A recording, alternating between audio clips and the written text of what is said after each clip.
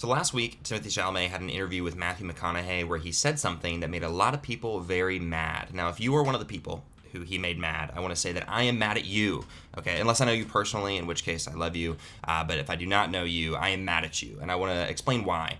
In order to do that, we should watch the full unedited clip first. I want you to pay attention specifically to the first 20 seconds, okay? Really popular movie this year. I didn't think that pacing was extraordinarily fast or anything, but it pulled people in, you know? But it does take you having to wave a flag of, hey, this is a serious movie or something. And some people want to be entertained and quickly. I'm really right in the middle, Matthew, because I admire people, and I've done it myself, to go on a talk show and go, hey, we got to keep movie theaters alive. You know, we got to keep this genre alive. And another part of me feels like if people want to see it, like Barbie, like Oppenheimer, they're going to go see it and go out of their way to be loud and proud about it. And I don't want to be working in ballet or opera or, you know, things where it's like, hey, keep this thing alive, even though no one cares about this anymore. All respect to the ballet and opera people out there. I just lost 14 cents in viewership. But, all right, so that's the meat of it right there. Now, the reason people are so upset at this clip is because they have strawmanned what Timothee Chalamet has said into essentially this, right? And I want you to follow along with me. This is the straw man of what he's saying. I think opera and ballet are stupid.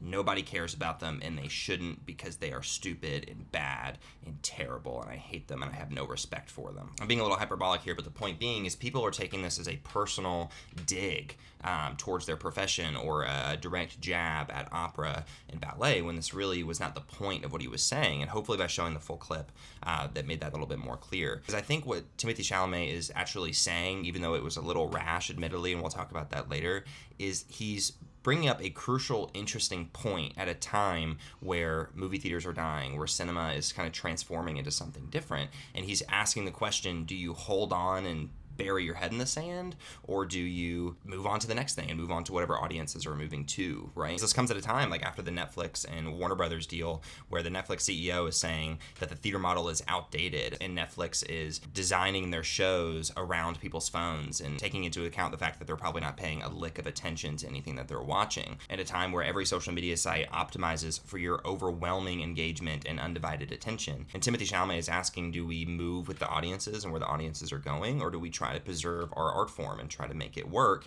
even if audiences, or at least the mass audiences, are moving on? So by citing ballet and opera, he is saying that ballet and opera are that art form exactly, an art form that the masses have moved on to because it's slower. Not a lot of people want to pay attention to it. Movies are more exciting. Movies are faster, right? Which is a similar thing that cinema is maybe going through, where phones are faster, phones are more interesting, phones are more entertaining. So I think people are misinterpreting this scenario as a blatant disrespect to ballet and opera, when in reality it's a kind of odd form of respect for them, because he's saying that these people are dedicated to preserving their art form regardless of changing tides. And a lot of people are responding to this by saying that so many people still care about opera, and opera still sells out theaters, and it's still, you know, important to a lot of people. And while that is true, it is undeniable that opera houses a fraction of the audience of cinema, right? Like, there is no way that opera is pulling a $45 million debut, right? And this is small for Pixar. Like, no matter how important opera and ballet are to people, there is no way, and it's just a fact, that it's not pulling in the same viewership as some random Pixar movie about beavers, right? Because the tides have changed, and that's okay. Ballet and opera are still very valid and still amazing art forms, but the point of the conversation that we're having here is the changing tides of audiences, not necessarily what art form is better than another. So some interesting evidence of this idea, ironically, comes from a video that was criticizing Timothee Chalamet's comment. So I can't play the audio due to copyright, but let's just watch it together for a second. So it's about to show a bunch of actors who either studied ballet or studied opera or something of the sort, to kind of demonstrate how important it is, you know, how many actors hold it dear. And as you're watching it, I want you to think of the common denominator between all these actors, right? I want you to think about this. Okay, well, I'm just going to let it play for a second. Christian Bale, yeah, big actor there, yeah, pretty cool. Yeah, Meryl Streep, very interesting.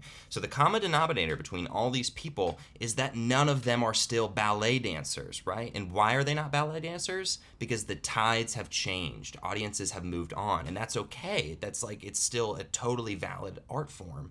But once again, the conversation is about the changing tides of audiences, not the validity of a certain art form. You're missing the point. Now, with that being said, I can acknowledge that Timothee Chalamet was incredibly rash, and I think he absolutely put his foot in his mouth. But with that being said, I think people's sensitivity to this is getting a little dramatic. Like, for example, there was a post kind of defending Timothée Chalamet, similar to how I'm doing.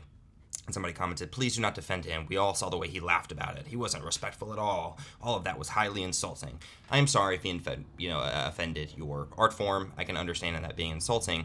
But people are acting like he peed on a homeless woman, which as far as we know, he did not. And I've seen other comments bringing up about how Timothée Chalamet's mother was a ballet dancer or an opera singer, or one of the two, I can't remember. And the comments are saying, oh, what a shame that he's disrespecting his own mother's art form. But he's not. You're missing the point. He's not disrespecting his own mother's art form. And the reason that this bothers me is just media literacy. Like, you're not understanding a somewhat simple point that's being laid out for you, and I understand his rashness is distracting, and I understand that, but like, he's making a simple point, right? Just follow it. Try not to be so insulted by this one part of it. And another reason why I think this is kind of frustrating is because, once again, he's bringing up an interesting point, and I understand that it's his own fault that his rashness distracted us from that point, but he's making an interesting point. We're in interesting times. This is an interesting discussion, and people are being distracted by this one little portion of it that's arguably misinterpreted, right? Even if it was insulting, it's arguably misinterpreted.